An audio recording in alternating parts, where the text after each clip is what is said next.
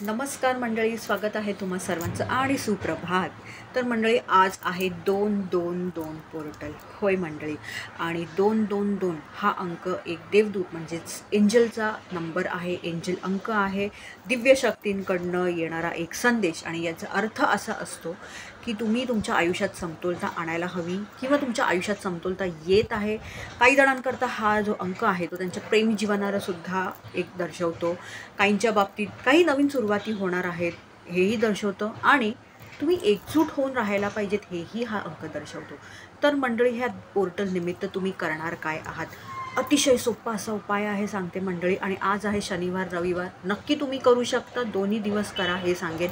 पण उपाय करायच्या आधी तुम्ही एका गोष्टीची दखल घ्या की तुम्ही भावनांनी आणि तुमच्या मानसिक एक म्हणतात ना, मेंटली आणि इमोशनली थंड आहात ना, व्यवस्थित आहात ना, असं नाही ना, रागवले आहात, चिडलेले आहात वगैरे, किंवा कुठेतरी खूप दुखात आहात, हे आहात ते आहात, असं जर काही असेल तर हे सांगेन की आधी शांत बसा, ध्यान लावून बसा.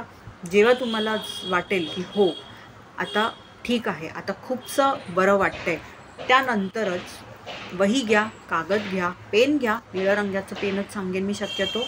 आणि तुमची एक जी तीव्र अशी इच्छा आहे ना, ती त्याचा विचार करा. एकच इच्छा फक्त घ्यायची आहे, आज पण आणि उद्यासुद्धा तीच इच्छा घ्यायची आहे. एक इच्छा ठरवायची आहे, आणि ती इच्छा तुम्ही 22 वेळेला आज आणि उद्या लिहून काढणार आहात, आणि तीसुद्धा वर्तमान काळात लिहून काढणार आहात हे सांगू इच्छिते.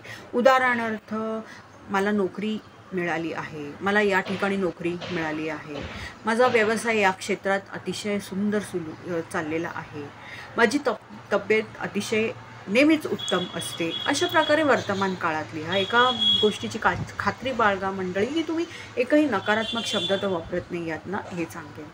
आणि मंडळी, तुम्ही हा उपाय कोणा दुसऱ्यासाठीही करू शकता, पण त्याकरता दुसरे कागद वगैरे वापरा हे सांगेन मी. आणि त्यानंतर तुम्ही करणार काय? आणि त्यानंतर तुम्ही उद्या 22 वेळेला लिहून झाल्यावर तुम्ही ते जे कागद आहेत, मग ते वहीतले असो, काय करणार त्याचं? तर तुम्हाला जर असं वाटत असेल की मी हे कागद जाळले पाहिजेत, तुम्ही जाळू शकता, की त्यानिमित्ताने ब्रह्मांडाकडे तुम्ही तुमची इच्छा सोपवत आहात, चालेल, काहीच हरकत नाही.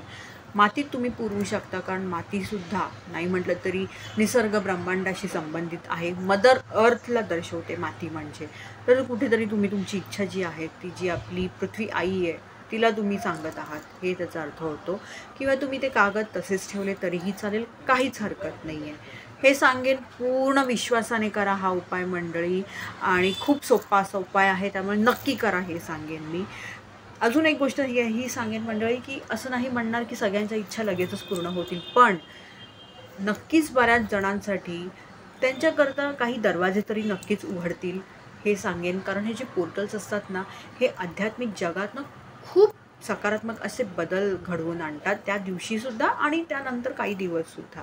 तर अजिबात हा उपाय करायला विसरू नका हे सांगेन मी मंडळी, आणि पूर्ण विश्वासाने करा हेच सांगेन. आणि तुम्हाला समजलं असेल अशी अपेक्षा करते. काही शंका असल्यास नक्की मला कमेंट्समध्ये विचारा. धन्यवाद.